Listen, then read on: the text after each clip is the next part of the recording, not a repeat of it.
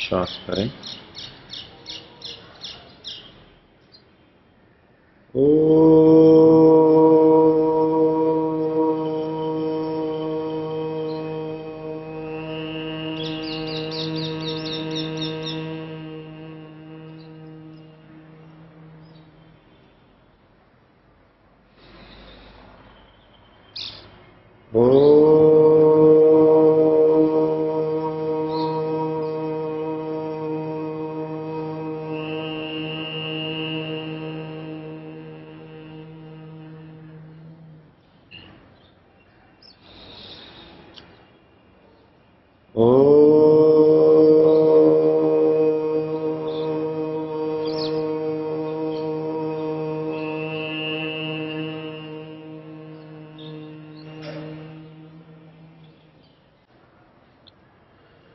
ईशोपनिषद का प्रकरण चल रहा है।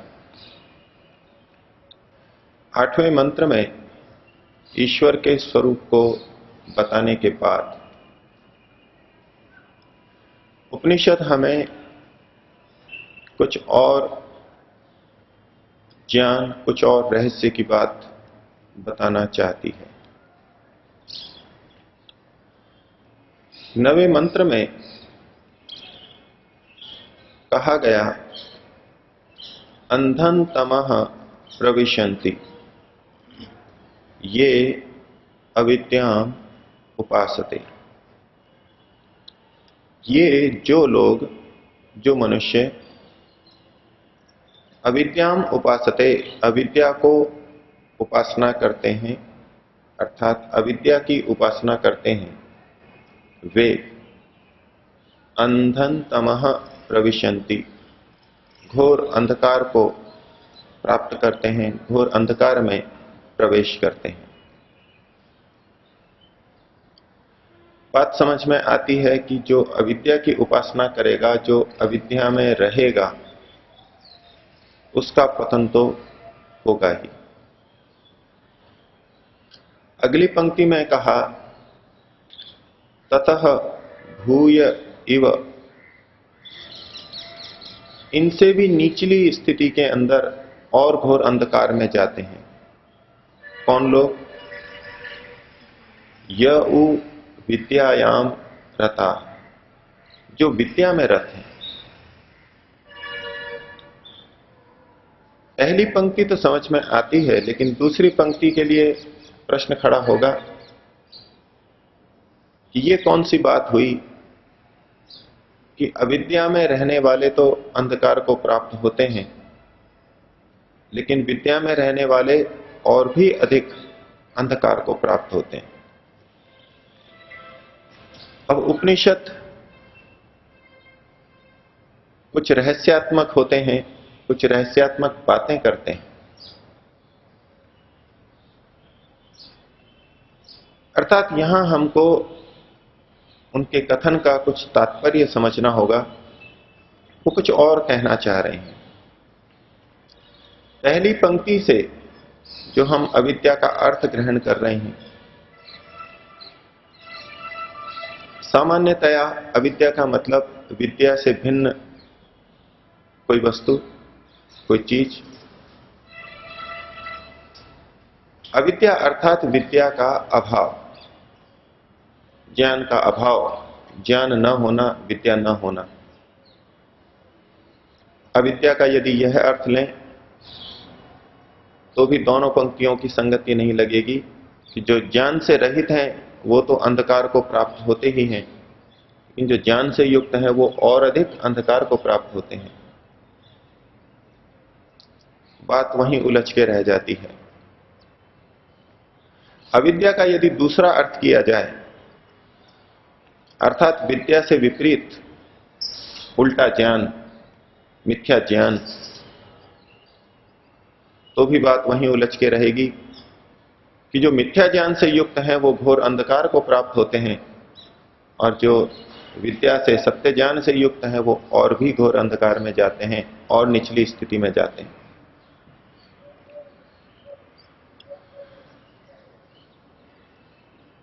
इन सब को देखते हुए और मंत्रकार की भावना को समझते हुए हमारे प्राचीन ऋषियों ने, प्राचीन टीकाकारों ने इसके अर्थ किए हैं और तात्पर्य समझाया।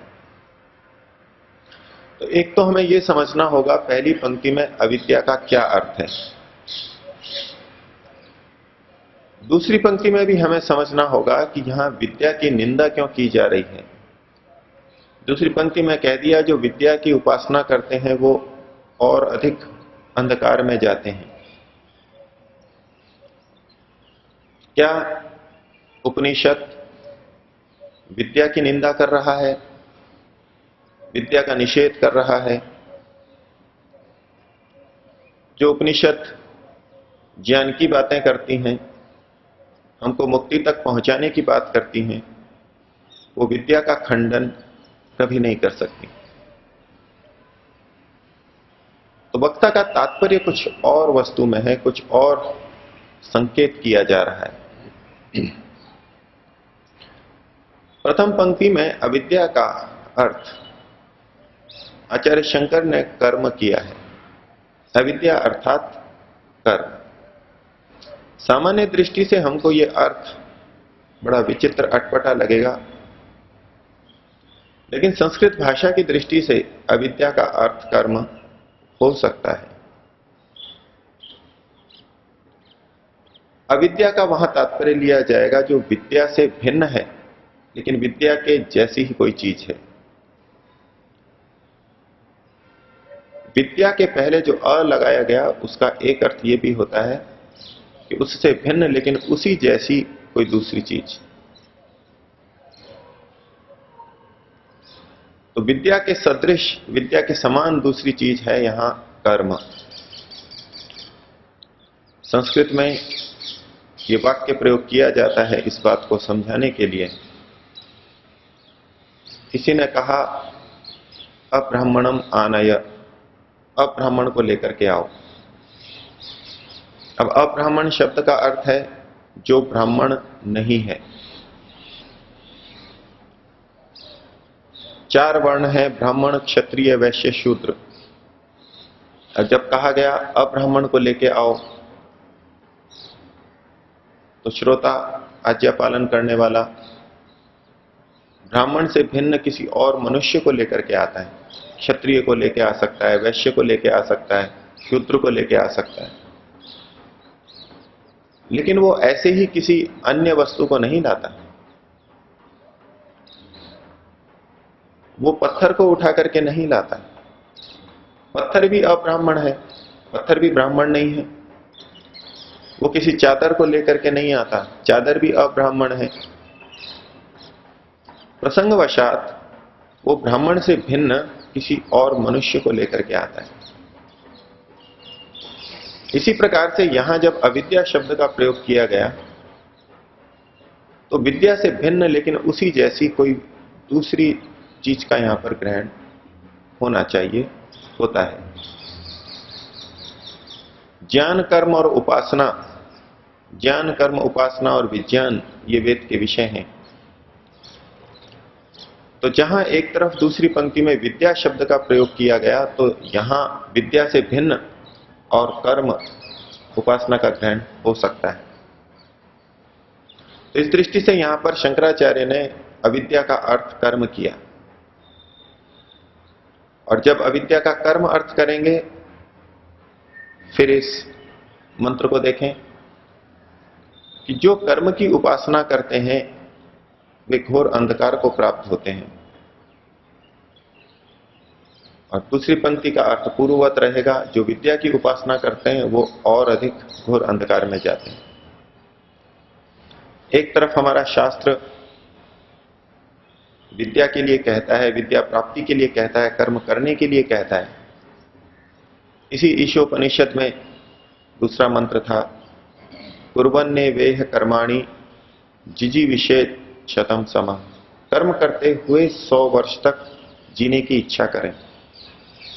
तो जो उपनिषद 100 वर्ष तक अर्थात संपूर्ण जीवन पर्यंत कर्म करने की बात कह रहा हो,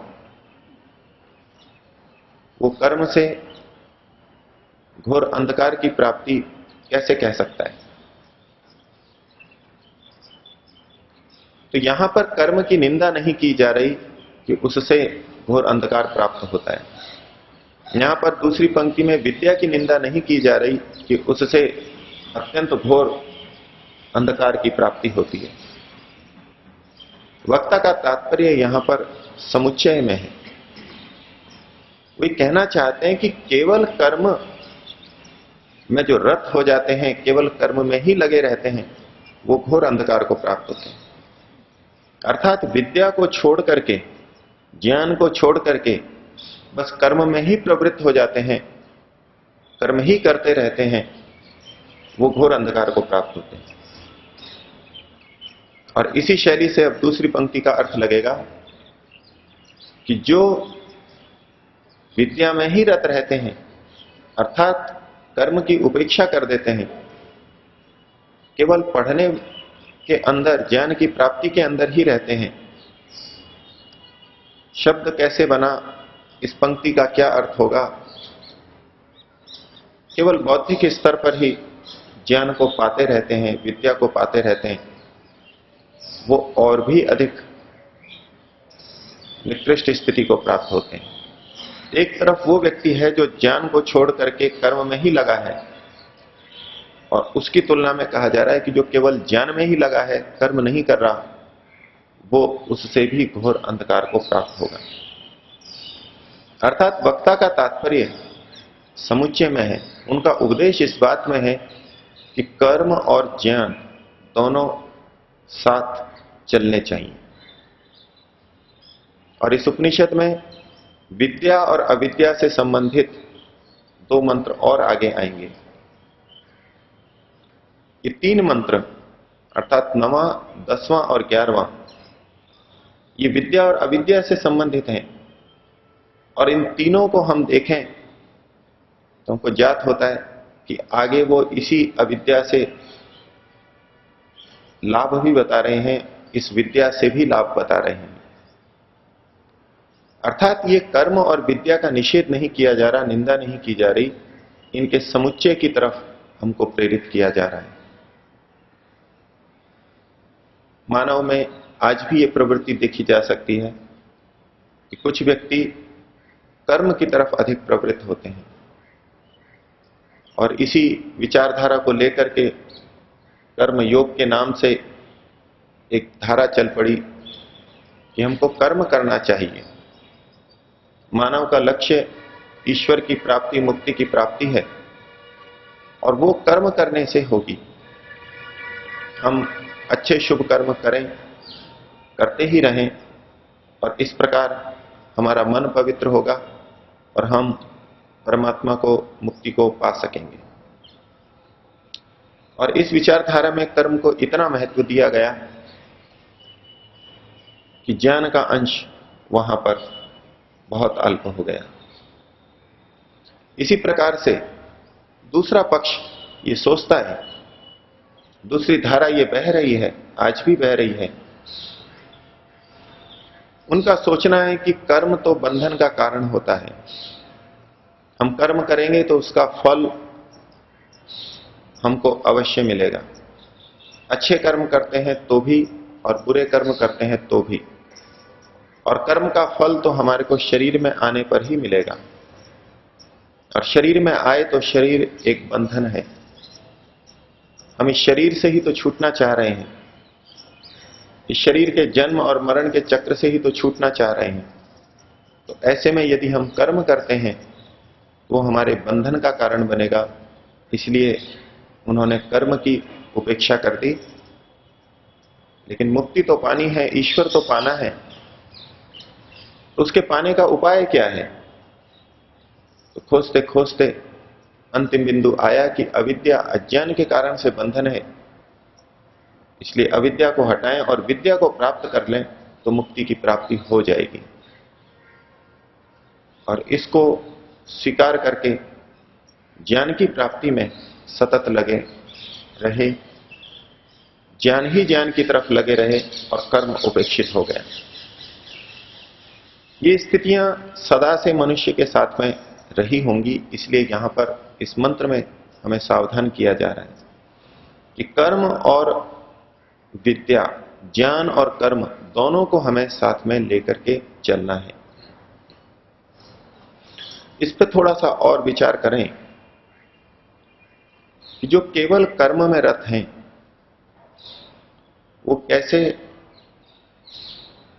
अंधकार को प्राप्त होते हैं, क्यों वो अंधन तमह घोर अंधकार को प्राप्त होते हैं, और जो विद्या में रत हैं वो क्यों और कैसे और अधिक घोर अंधकार को प्राप्त करते हैं। कर्म और विद्या, कर्म और ज्ञान एक दूसरे के बिना कभी रह नहीं सकते। इस मंत्र से यह तात्पर्य निकल के आ रहा है कि जो अकेले कर्म में लगे रहते हैं वो भी पतन को प्राप्त होते हैं, और जो अकेले विद्या में लगे रहते हैं वो और भी घोर अंधकार को प्राप्त होते हैं। लेकिन क्या कोई ऐसा व्यक्ति है जो केवल कर्म ही कर्म करता हो, ज्ञान, जानकारी, विद्या उसमें बिल्कुल ना हो? और क्या कोई ऐसा व्यक्ति हो सकता है जो केवल विद्या में रत रहे और कुछ कर्म न करता हो, कर्म को पूरी तरह त्याग दे? जो भी व्यक्ति कर्म करता है, कर्म से पूर्व कुछ न कुछ उसको जानकारी होती है, तभी कर्म करता है। ये अलग बात है कि वो जानकारी गलत भी हो सकती है और ठीक भी हो सकती है, लेकिन कर्म हमेशा ज्ञान पूर्वक ही होता है, जानने के बाद ही कर्म होता है। और जिस समय व्यक्ति कर्म कर रहा होता है उस समय भी वो बहुत सारी चीजें जान रहा होता है। कर्म से भी ज्ञान प्राप्त होता है। महर्षि दयानंद ने कहा, और हम अपने जीवन में प्रत्यक्ष भी देख सकते हैं, कि कोई भी मनुष्य एक क्षण के लिए भी ज्ञान, कर्म और उपासना से रहित नहीं होता।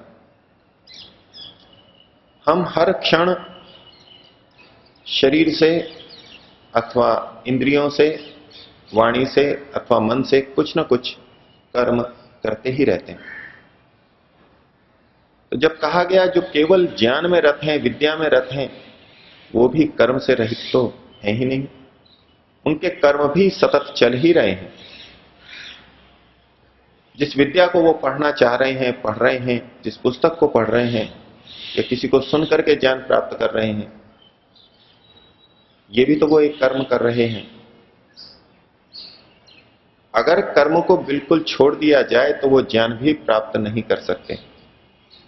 तो कर्म तो उनके साथ भी सतत चल रहा है, और सामान्य जीवन यापन के लिए जो कर्म आवश्यक हैं वो भी वे करते हैं।